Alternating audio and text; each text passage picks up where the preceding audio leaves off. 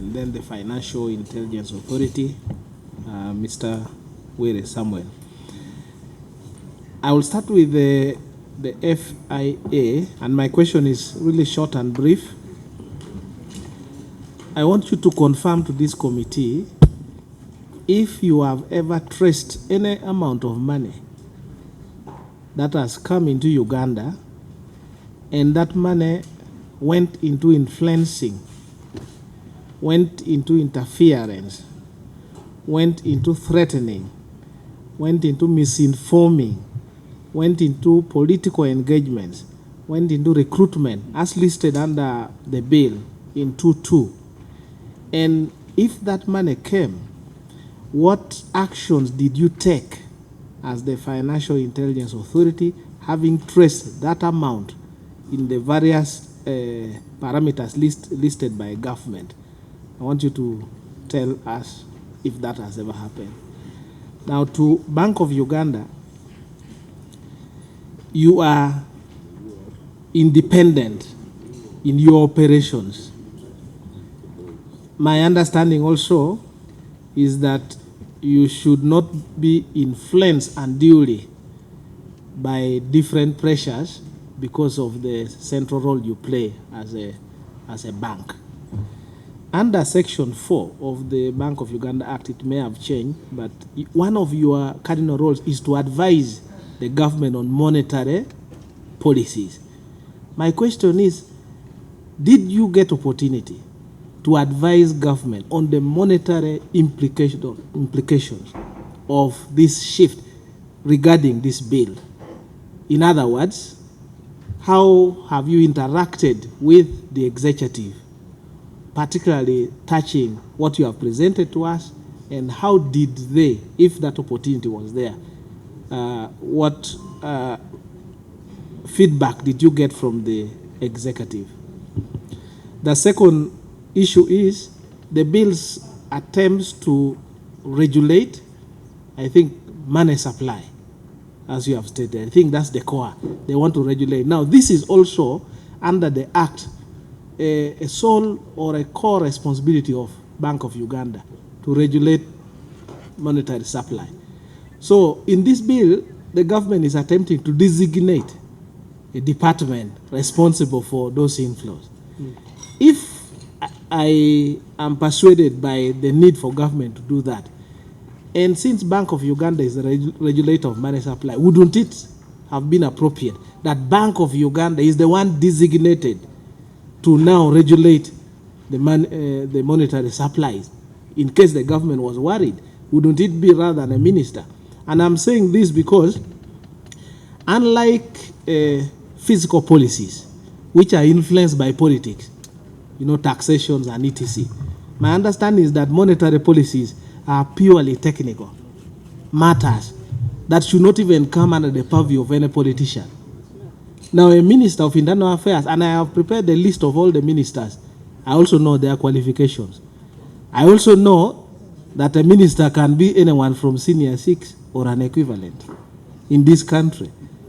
I've also seen what it takes to become a governor of a Bank of Uganda. There is a stark contrast in terms of competencies. So would a minister of internal affairs have the capacity to, first of all, even understand the implications of some of the decisions they are going to take in this matter? And why would, if this bill is passed, wouldn't we be bringing the exclusive duty of Bank of Uganda to handle monetary policies under now the political wing, so that the politicians are now the ones deciding on that matter? The third, and perhaps the last, if this bill is passed, is actually the third one. Under Section 4, again, Bank of Uganda, you are supposed to be the agent of the government in financial transactions. Bank of Uganda is the agent. It means also now Bank of Uganda must also go and register to be the agent of the foreigners to transact on behalf of government. That's what it means, because under the law, Bank of Uganda can be an agent on financial transaction on behalf of government, and you are going to transact with foreigners. So it means also Bank of Uganda before must first also register as an agent of a foreigner. But to conclude, I want to ask you, are you ready as Bank of Uganda to make major policy shifts which will address the issues you have presented to us? Balance of payment likely to go into deficit, the reserves may be depleted, interest rates may rise, exchange rates, our currency is going to get weakened, the capital flight, all those that you have. Are you as Bank of Uganda ready that once this bill is signed, like tomorrow, you have already processed it and you are going to make major monetary policy reforms so that the economy does not collapse? Thank you. Honorable Jonathan Odur, a good listener. From the moment the governor started his submission, I have been grappling in my mind with what's going on in this country. Do what we are doing today, Chair, is what should have been done by government. Talking to the central bank, talking to FIA, talking to Makerere universities, talking to banks, talking to literally people who should be the stakeholders. But from all of them, as they have appeared here, they seem to be so confused about who actually brought this sort of legislation here. That's the ugly position government has put us into it. Because I'll give you an example, Chair. Clause 13 of the bill, which talks about prohibition of economic sabotage. If this bill was to be passed as it is, the deputy governor would be in jail before you assumed that position of deputy governor.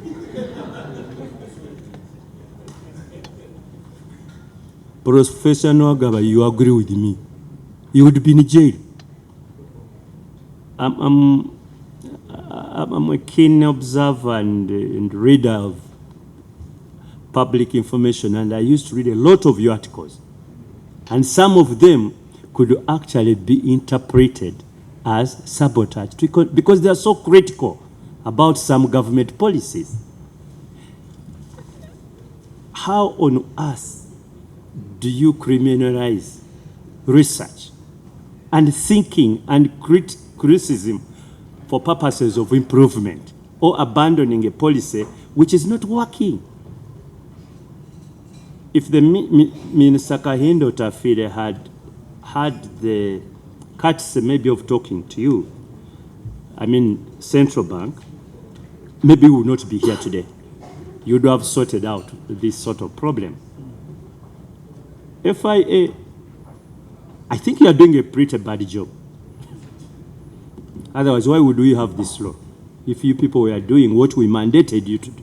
You remember we set you up by an act of parliament because we thought everything here which has been brought, you would be able to handle it. Is this a confession that actually you failed in your duties and therefore we are setting up a parallel system? And since the bill came up, have you two, either Bank of Uganda or FIA, talked to your line minister, say what is this going on?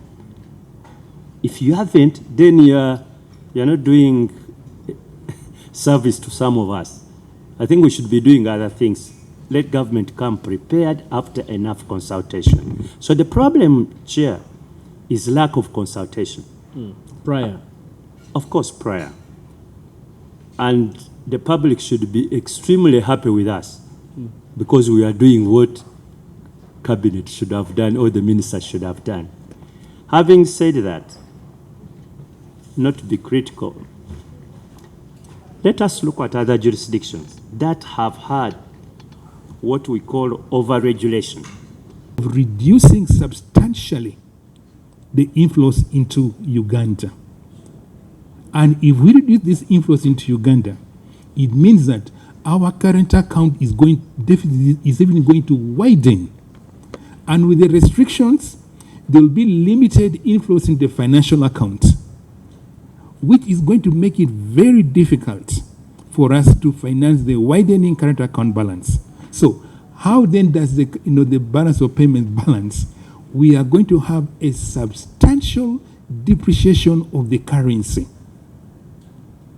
because you need to make imports more expensive in order to equate imports to exports. So this is the main risk of this bill. And also, it means that our transactions take place. Now, we require the Minister of Internal Affairs to approve any payments that are going to be made by agents of foreigners to foreigners. In real-time payments, straight through processing, at what point does the Minister of Internal Affairs come in? When we have digital. Unless we're going to say that let's stop digital and go back to manual. Honorable Member of Parliament, it's your judgment. Now, we think that technical incompatibility, the manual ministerial reporting and approval processes are technically incompatible with the velocity of digital finance. Now, then there are other things like the constitutional order, socioeconomic scale. Parliamentary records indicate that approximately 5 trillion shillings in external funding and between 20,000 and 50,000 Ugandan jobs are tied to organizations, and these are currently at risk. Now also the international standings, like the IMF Article 8 of free movement of financial flows, then the East African Community Common Market Protocol on free movement of capital. All this is going to be affected. What happens to these international obligations?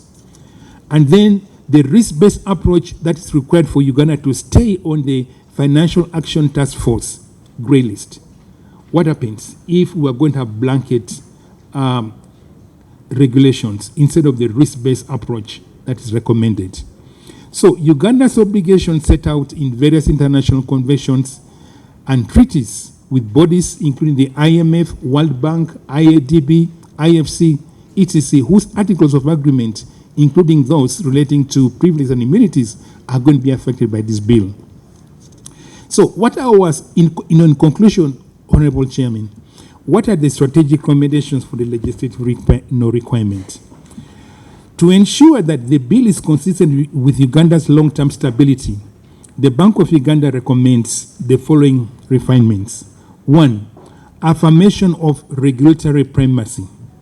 Confirm that the Bank of Uganda retains exclusive authority for the regulation and supervision of the financial sector, supported by Financial Intelligence Authority for anti-money laundering and combating financing of terrorism matters. These institutions already are operating effectively under well-established statutory mandates, and reaffirming their primacy would preserve the regulatory coherence and accountability, avoid geo-licensing and inspection, maintain operational independence, and ensure international compliance. And then also retain government oversight on foreign funding for political parties under the Political Parties Organization Act as amended, which already excludes remittances, legitimate financial transactions, and other cross-border transactions between Ugandan citizens and regulated entities. Then the second recommendation that we are making is the explicit exemption for regulated entities. Categorically exclude financial institutions licensed under the Financial Institutions Act, the National Payment Systems Act, supervised by the Capital Markets Authority, from definition of agent of a foreigner. Such institutions are already subject to rigorous prudential oversight and governance requirements, making additional classification unnecessary and counterproductive. This aligns with the Political Parties Organization Act. And then the revision of the funding thresholds. Maybe replace approval threshold with disclosure only requirement for transactions undertaken in a normal course of banking. And then also exempt interbank transactions, shareholding arrangements, credit lines, and FDI, touching supervised financial institutions as exempted under the Political Parties Organization Act. And let's narrow the definition of economic sabotage. So redraft clause 13 to exclude legitimate economic research, remove various criminality liabilities for directors as in clause 23 subsection 3, introduce defense of good faith, exercise of mandate, compulsion of statute by law, and then alignment with other existing frameworks. Again, channel all oversight through the Financial Intelligence Authority. So, and we also request that maybe you clarify the bill's relationship with the existing financial laws. How do they relate with the FIA, AMLA, NPS Act, PPO, to avoid redundant or conflicting reporting lines? So in conclusion, Chairman, true national sovereignty is built on economic strength and financial independence. While the goal of protecting national interests is legitimate, the protection of the Sovereign Bill 2026 as currently drafted risks reversing 3 decades of successful financial development through liberalization that has sustained economic growth. By adopting these technical refinements, we believe that Parliament can safeguard the nation without compromising the world-class financial architecture essential for Uganda's journey to achieve the 500 billion economy. I submit. Thank you, Governor King Ego. Procedure, Chair. Procedure. Chair, with your permission. Yes. Since the governor's time is still has some 5 minutes, could we allow Professor Nwagaba to make some supplements? If he has. Are you, if he has anything useful to add? Are you not considering this jointly done? I'm sure these are your students. We take it that they want to listen to the professor, but I take it that this is a joint statement. Thank you, and very comprehensive. He has commented. I think, honorable colleagues, let's give a chance to Financial Intelligence Authority to also make a presentation. Now, if a point has really been canvassed very well by the governor, then you don't need to belabor. If you think, especially with regard to your mandate, highlight, no problem about it. But as for anything that you think the governor has ably explained, you can jump. Over to you.